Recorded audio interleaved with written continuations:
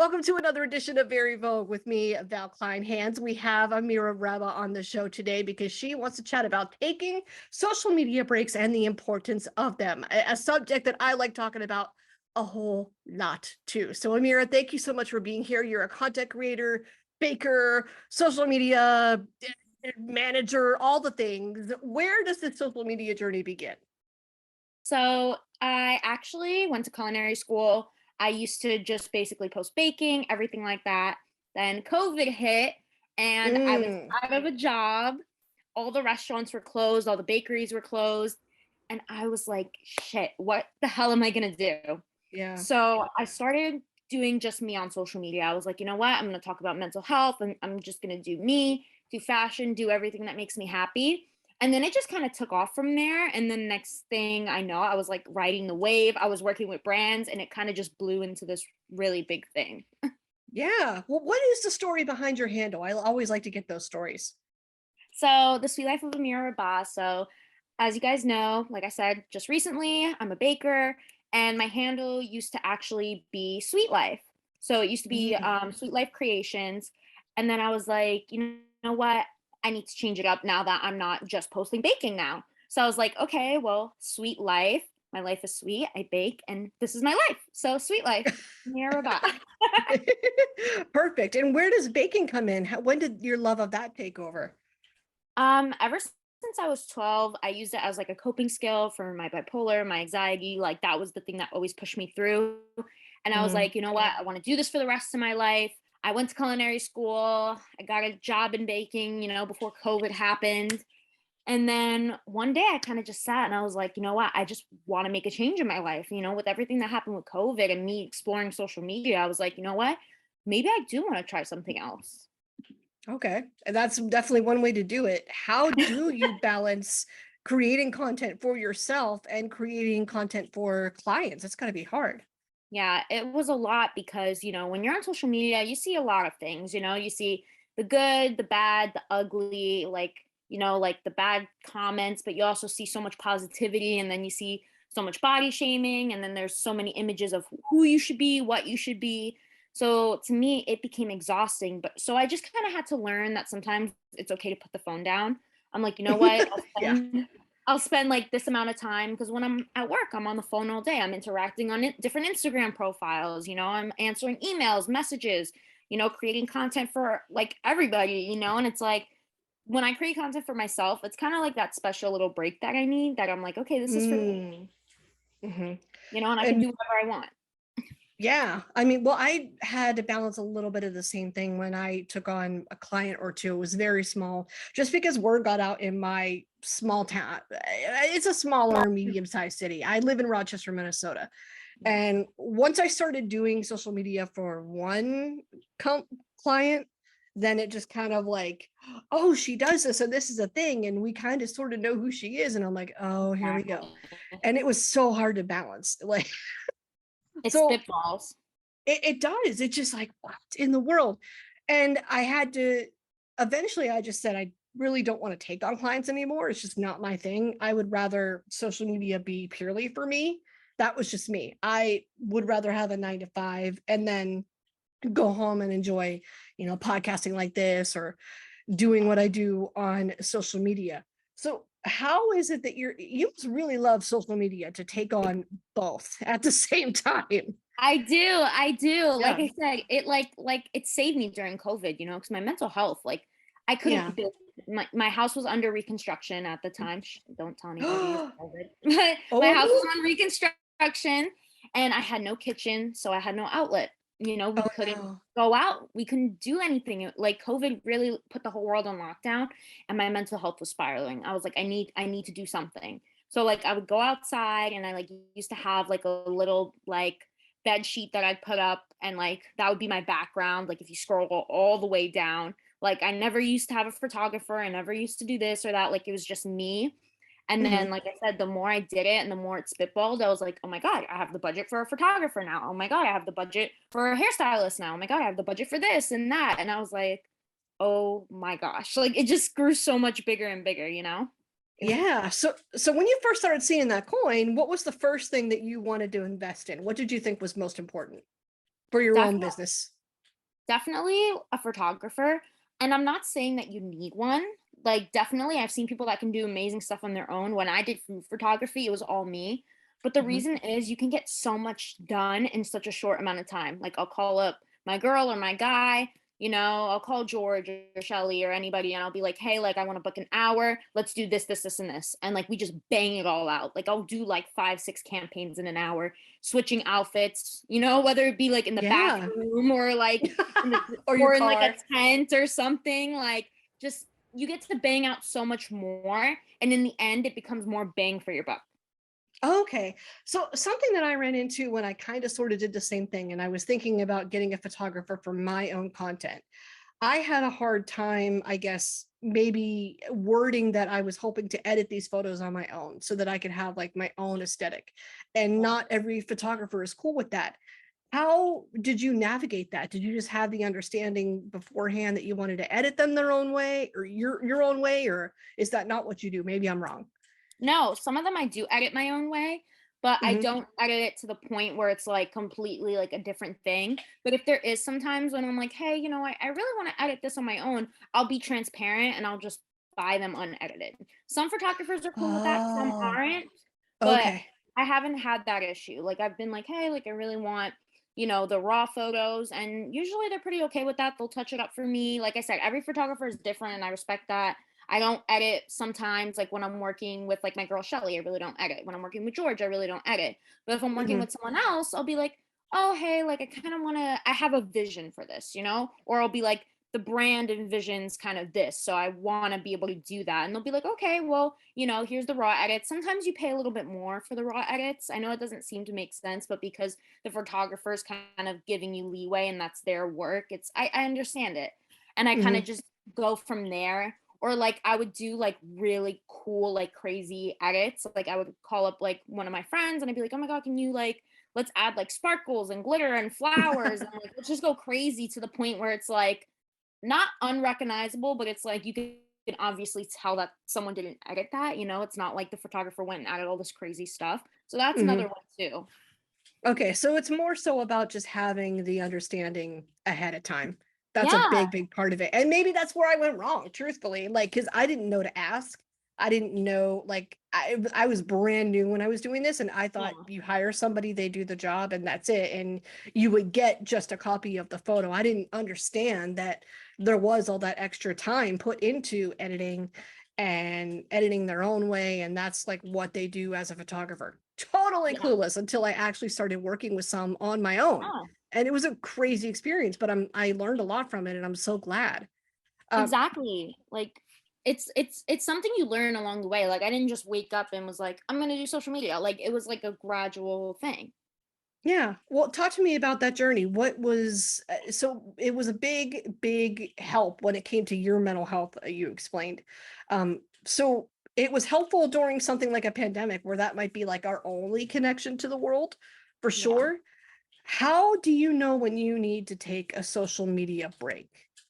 Honestly, when you get lost in it, like Mhm. when COVID happened, it was easy to get lost, but there was nothing to do. So that's all I had. Like of course I was gonna let myself be immersed in it. But once I Mhm. started realize I was missing out on like family and friends and my fiance and I was missing out on all that stuff, I was like, you know what? It's not COVID anymore. Like there's more to life than just being on your phone and being in the house. And when I feel like I'm kind of like withdrawing or escaping, I'm like, okay, I need to put the phone down, I need to go outside, go see my family, go see my friends, do something. Yeah, got it. And do you ever worry? Because I'll be honest, like whenever I go a week or maybe even a month without posting for whatever reason, let's just say something came up. I mean, life happens. Yeah. I worry that if I go too long with that, I won't grow or people will forget about me. What would you say to somebody who has those same concerns? Is it still more important to take the break? Yeah, of course. Like I used to feel so guilty about it. And it wasn't until I actually started reaching out to the people I met, like because of social media, I made so many good friends and connections that they were all going through the same thing. Hmm. And you need to remember at the end of the day that you're a person. And I get it. Like for some people, this is their job, this is their livelihood. But there is no livelihood if there's no you. If you're Right. not taking care of yourself, and you're not in your best mindset, that's going to show in your content. Like there were times where I was Mm, depressed and that showed in my content. It showed that that wasn't me and I wasn't really happy. And like, people can see that. People can feel that energy. The energy you put out is the energy that you get back. yeah, and then you're looking at that going, "Ooh, I don't know about this. I did not Exactly. want to put that out there, sis. I did not want to do Yeah, this." exactly. Where you're just like, and it's like you're so much harder on yourself. It's like it's hard to Yeah. create good quality content if you're not in a good state of mind. Right. I'm sure that you probably spend a lot of time looking at growth and analytics, not just for yourself, but for everybody that you work with. Yeah. Is there any truth to the fear that I won't grow if I don't consistently post? I don't think so. And I think the way to remember this is too is like I would be so focused on the numbers, right? Like I wouldn't see Hmm. anything go up and I'd have a heart attack. But I realize now it's better to have people that stay with you that are consistent rather than have like a million. Because I see people that have a million followers and they barely get any engagement, there's no Right. comments, barely any likes.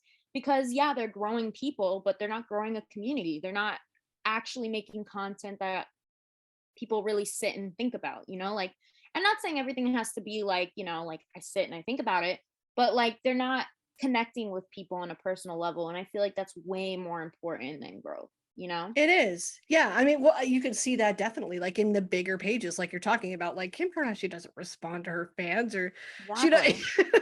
You know what I mean? Like she's not writing Yeah. them back, spending time with them. She doesn't get to know them. She doesn't know their pets' names. She doesn't Yeah. know like what type of clothing they're into. Maybe she knows what brand they're into. I don't know, or her marketing analyst does, but she Yeah. doesn't. And Exactly. we have the chance to build our own community when we invest that time. And then you have a consistent number of people that are showing up for you. Whether it's a high number or low number, it's somebody's there. Exactly. And that's what matters. And also like to bring up celebrities like for example, Kim Kardashian doesn't really interact, but there's some people that do. Like look at what Jennette McCurdy's doing and like writing about her book, Yes. speaking about mental Yes. health. Like She's amazing. she's amazing. Like she's making content that makes a difference. And like Kim Kardashian's a bigger celebrity than she is, because she's not really on TV anymore, or if we're speaking in that sense, but she's Hmm. making so much more of an impact, Yeah. rather than just sitting there surrounded by Gucci and Balenciaga and all that type of stuff. I mean, I love the Gucci and Balenciaga, but that's not Yeah. all that's going on in life. Yeah, Jeanette, no, exactly. totally agree. Totally agree. Jeanette does a great job. I love the title of her freaking book too. I know. I do too. I was like, okay, I need to read this. I'm glad my mom died. Like, who writes this? Jennette McCurdy writes this. That's who writes this. Like, like what? But it was This makes me amazing. want to read. I know, It was and that's a great example of just like, yes, to some people it's off-putting, but it shows her sense of humor. And if yeah, you follow her enough, you know that that's just who she is. That's part of her personality, and that's probably why she has built the community for herself that exactly. she has. And I would love to see her on TV again, Oh, especially I after would this. too. Exactly. And I've loved seeing her on talk shows and just being honest about her experience. Like I said, like she's really Drew Barrymore is a really good example as well. Like on her talk show, she's Yeah. asking like real life questions. And it's like, wow, this is so refreshing. Like she's talking about stuff that relate to us. Cause like I said, I see Kim in the Balenciaga and Gucci, but I'm never gonna be able to have that life. That's not a life that most people live. Right. But Jennette McCurdy and Drew Barrymore, they went through real life experiences that us as people, regular people in society go through. And it's like, Yeah. wow, like their life isn't so perfect. Right. I would love to write a thank you note to whoever brought Jeanette on Drew's show because I did watch that Yeah. interview and I even got a little teary. I was Yeah. like, oh, these women like understand each other. Like this is like Jeanette talking to her favorite auntie or something. Yeah. I love that. I like, but that's what it was. And she was the perfect person, I think, to handle that story because Drew had been through a lot of the same things, if you know Drew's story, which Exactly. I'm sure you do. But like it made sense. So I'm like, whoever Yeah, bravo that to was whoever brought those two amazing. together. Yeah. It was awesome. I loved watching that interview. So what would your piece of advice to bring it back to social media? What would your piece of advice be to somebody who's trying to grow current day social media atmosphere? What's the number one thing they need to keep in mind? Honestly, growing your community, interacting, showing that you care, showing that, you're passionate about what you're doing. I'm not saying like you have to be glued to the phone, But when Mhm. people see that passion or that spark, or like if you're really into fashion and you're posting all these outfits, if you're really into baking and you're posting all these recipes, like you're getting that audience, you're getting your people, Yeah. and just to get that is so extremely satisfying. Like I see that and I'm like, wow, like not only have I built this community, but they get me, and I Yeah. don't feel so alone. Like it helps the person who's posting too. Like it's like a full circle. I know. I say all the time that sometimes I'd rather be on Instagram to talk to my Instagram friends than Yeah. my than like people in my real life. I'm like, oh, can I Yeah. talk to my Instagram friends instead? Can I just do that? But that's what happens when you build a community like that. And I Yeah. completely agree. It's the most important thing that you can do. Yeah. So the show is called Very Vogue after all. So we talk fashion and clothes. You have a cute style. You really Thank do. you. Like I see the pastels, I see the soft colors. How would you describe your style though in your own words? Definitely colorful, 100%. I love to live Yeah. life in color. And the reason for that is like when I was so depressed, like everything was so bleak. And my mom was always Mm. like, I see color in everything. Everything I do, I want to see a pop. I want to see, even if it's just a little tiny bit, it just brightens how you feel. Cause I do feel that color has correlation to how you're feeling. If you're I sad, it can. right, yeah. And it's like if you're happy, you wear yellow, and it's like I don't know, like you see that and you feel the same way. And I wanted people to smile when they look at my page and be like, wow, like this makes me happy, it makes me feel good, and it's like girl, you know what I mean? Like it was nice to be able to post outfits that like mid-sized girls can wear, and that Mhm. like I could be like, look, you can still be fashionable, because like I used to be scrolling and I'd see like all these beautiful skinny models, and then I'd buy the outfit and I'm like, this outfit does not fit me, and it's a Yeah. large, like Oh yeah. and it's like, but it's not a true large, like you're just like, damn, like Yeah. so I wanted to show like, look, like you can be fashionable and you can still like, you whatever body you have, body positivity is so big, and like just Yes. wear the outfit, wear the color, have fun. It's Yeah. fashion. It's what makes you happy. Like I said, you don't have to do the Gucci and the Balenciaga and all that. No, who can? I mean, Exactly. that's a dream. Like that's on the vision board for sure. Like I would love to Yeah, have a YSL bag or a Gucci belt, but not exactly. quite yet. We're working on it. But Yeah, but no, I agree with you on the color thing. I in a weird way, I think I kind of flipped that in my mind. Like when I went through my own anxiety and depression, I feel like I've kind of gone through that on and off since I was a teenager. yeah. And I kind of flipped that into embracing the darkness. So I prefer to dress in darks and neutrals, Yeah. and I listen to a lot of metal. And but it's funny because metal really truly, if you listen, it helps you feel powerful, not powerless. Yeah, And whatever you grab onto that makes you do that, that's the key. That's the key. exactly. And I can see that your platform is definitely body positive. I was scrolling through and I was like, colors, body positivity, food. That's what I'm getting from Amira's page. And that makes Like, me happy that that's what you're getting, because that's what I want people to get. yeah, So hear you totally. say that, it makes me feel good, because I'm like, you know what, that's what I'm trying to put out there, and I'm glad that that's what people are seeing. I know it's you do a great job, really. And I know you live in one of the most fashionable places in the world too. You live in New York City. Do you think the city had any influence on your personal style or the way you do social media? I think it did a little bit. Like I'd go on Pinterest and I'd be like, "Oh my god, I want to do it this way. I want to do it that way."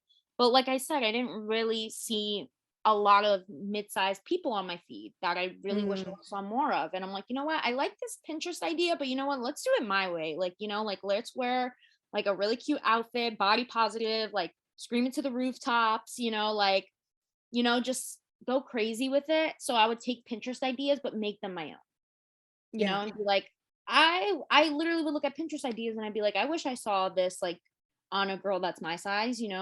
I wish Hmm. I saw this on, like a girl that was like lighter skin, darker skin. Like I wish there was just more variety. And Yeah. that's why I love working with models. Working with models is also one of my favorite things, because I get to experiment with variety and different sizes, and like just see, Okay. I get to see everybody. Like I'm not just seeing the same person. Yeah. When you're working with models, what are you just taking photos? Are you turning that into graphics? How are you working with them? Turning into photos. Like I just Yeah. love to like, use them for campaigns and like, I don't know, it's just so much fun. It brings me joy. Like I work, like I said, I'm a social media manager. And when I set up photo shoots, not particularly for the models, but for the agents that I work with, like I love just like setting them up in different rooms and different outfits and like just being like, you would look so good here and this would look so good on you. And just like, it's just so fun, like you're not just seeing the same cookie cutter thing. Cause, Yeah. when I was working, way back before this current job that I'm at, like I said, it was the same thing. You go to fashion week, Mm. same thing. Like I want different. I want spice. Like I want to see like everybody, So it's really fun to be able to do that and experiment. Yeah, I'm glad we are starting. I feel like we are starting to see a little more of that on Yes, social media. 100%. There's specific hashtags now that are just created just for that. Like if you're specifically looking for mid-size style, you can find that. You can search that hashtag. You can find other creators that are doing that. That's their vibe. Yep, and I love that. I know, me too. And it kind of started with the Spice Girls, I feel, because like that's why I loved them back in the Yeah, day. Like there was a different vibe with each one, and you chose your favorite and you just rocked and it that out. was it. It wasn't, like I said, it wasn't like the same thing over and over again. No, that's why we loved it. Exactly. Well, so what is next for you, your brand? What are you looking forward to? I'm looking forward to everything. I'm looking forward to still being a social media manager, but one day I'd love to have like my own media agency. You Yeah. know, hell, I'd like to own a bakery. I'd like to do it all. Like I've always wanted to like do everything. I'm like, I want to have a bakery. I want to have a media agency. I want to write a book. I want to do this. I want to do that. So I hope there's a lot of things in for my future because I remember, when COVID hit, I was like, you know what? I'm going to work with these brands. I'm going to do this. I'm going to get this job. And it all came true because I worked for it, like, and I was looking through that like old post that I made. I can't remember when I made it, but I was looking through that and I was like, wow, like that really happened. Yeah. Like I made that happen. Yeah, awesome. What did working for it look like? Just How do you think you got there? honestly being consistent, like watching what content I put out there, like when I'm creating, what I'm creating, what the message behind it is, what do I want to mark on the world? How do I want to perceive myself? Yeah, And totally. reaching out to brands, like I was emailing brands left and right. I was taking on like free collabs at the time and I was like doing all these outfit changes, making no money. And now it's like it's crazy now that like literally a brand will come up to me and offer like this amount of money and I'll be like, oh my God. Like, yes, Wow. like, and it can be like a 20-second video. And I just look back and I'm like, I remember I was doing stuff for free, like changing in the bathrooms, like taking pictures in like my backyard. And it's funny, like I should really put them back up because like once it started blowing up, I kind of got a little ashamed of it because I was like, oh my God, all these big people, they're following me now. And now I'm like, I need to like, archive those because I don't want them to see me shooting in my backyard. And now I'm like, you know what? Like that was what made everything happen. Like I was shooting Wet and Yeah. Wild in my backyard, like, and now here I am working with all these amazing photographers and things like that. So I'm incredibly grateful for that. And anybody can do it. I really believe if you put the work in, anybody can be an influencer, content creator, whatever you want to call it. Like you can do it if you believe you can do it. Yeah. Hoping to get there myself, man. And being consistent is definitely a part. That's something I've been working on this year for my own stuff. Like just making sure I consistently have something out there, Yeah. like for people to see, for people to check out. Whew, it's tough, but that's probably the biggest key toward getting there. As long as I keep showing up. Exactly. And it's rewarding, like it doesn't seem like it now, but in the future, you'll be looking back and you'll be like, whoa, like that was it. Totally. Well, Amira, thank you so much for chatting with me today. Thank you for all the little nuggets of wisdom. I know we can follow you all over social, so I'll post that at valkleinhans.com with the recap of this episode. Thank you. Thank you so much. It was absolutely amazing. I had a great time talking to you, and I'm Good. so glad we Yay. could talk about all this stuff. Like, I feel like we did so much. I'm so excited. I know.